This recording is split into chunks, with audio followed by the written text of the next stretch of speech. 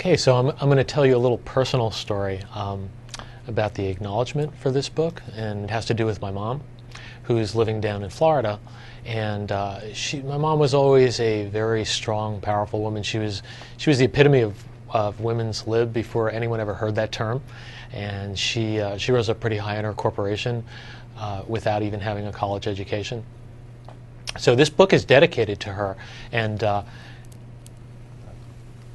it's hard to see, but right there is the dedication. So anyway, she's not doing so well now. She's down in Florida. She's got early Alzheimer's, and but I did want to put this book in her hands and let her know that it was dedicated to her before her disease progressed anymore.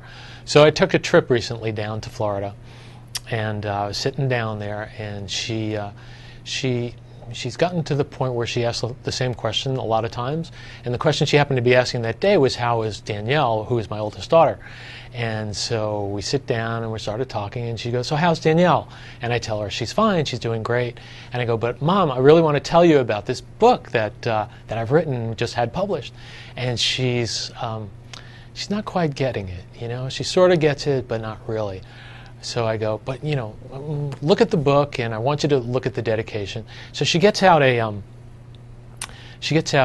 magnifying glass that's the size of a dinner plate, practically, and she opens the book and she starts looking at the page, and you know, very carefully and very slowly she starts reading, "For Seal, my mother," and she takes the book, and after all this time, you know, where she's not quite getting it, she takes the book and she kind of clasps it to her heart, and she goes, "It was all worthwhile."